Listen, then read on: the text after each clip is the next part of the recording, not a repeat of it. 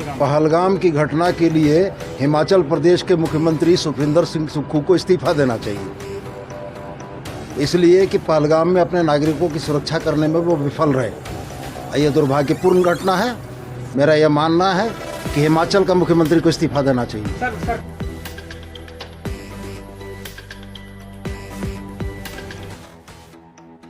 पहलगाम आतंकी हमले पर हिमाचल प्रदेश के सीएम सुखविंदर सिंह सुक्खू से इस्तीफा मांगने वाले बयान पर मंत्री सुदिव्य कुमार कायम हैं।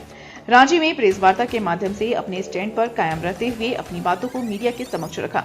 झारखंड के मंत्री सुदिव्य कुमार सोनू ने कहा कि जब जिम्मेदार व्यक्ति अपनी जिम्मेदारी लेना छोड़ दे तो गैर जिम्मेदार लोगों को ही किसी घटना की जिम्मेदारी लेनी पड़ेगी, और इसी संदर्भ में उन्होंने हिमाचल प्रदेश के मुख्यमंत्री का नाम लिया था।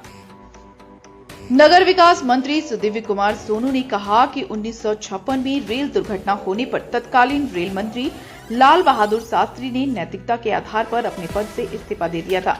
1999 में रेल मंत्री के रूप में नीतीश कुमार भी इस्तीफा दे दिए थे। 2008 में मुंबई ब्लास्ट के बाद तत्कालीन गृह मंत्री शिवराज पाटिल ने इस्तीफा दे दिया था। ऐसे में आज जब पहलगाम में कोई आतंकी 300 किलोमीटर दूर चलकर आता है तो विध्वंस घटना को अंजाम देता है, तो आखिर जिम्मेदारी और जवाबदेही किसकी बनती है? मंत्री सुदिव्य कुमार ने कहा कि यह सवाल पत्रकार बिरादरी की ओर से उठाना चाहिए था, लेकिन जब पत्रकारों ने अपने कर्तव्य का निर्वहन नहीं किया, इस पर उन्होंने सवाल उठाया कि केंद्र शासित प्रदेश होने के नाते पहलगाम की जिम्मेवारी किसकी बनती है। रांची में संवाददाता सम्मेलन के दौरान मंत्री सुदिव्य कुमार सोनू ने कहा कि उनके कल के बयान पर कई तरह की बातें की जा रही हैं, हमारे ज्ञान पर सवाल उठाए जा रहे हैं, लेकिन मूल्य बातें कोई नहीं कर रहा है।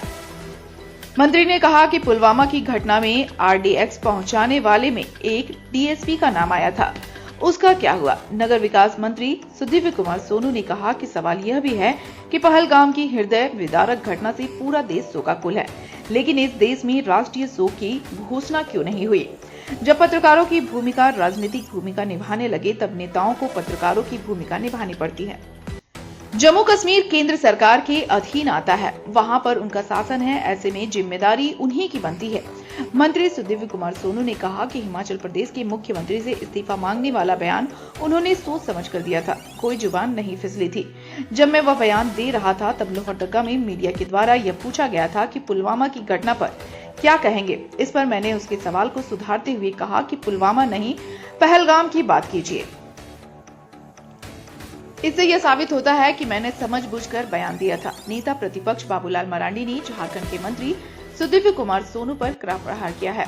उन्होंने मंत्री को कहा, मंत्री सुदिव्य कुमार का यह व्यंग उनके भीतर कूट कूट कर भरे अहंकार एवं पागलपन को दर्शाता है। जब पूरा देश ही नहीं, पूरा दुनिया के लोग पहलगाम हमले को लेकर सदमे में है, ऐसे समय में किसी मंत्री का यह फुहरपन शर्मनाक है, और उनके इस आचरण की जितनी भी निंदा की जाए वो कम है।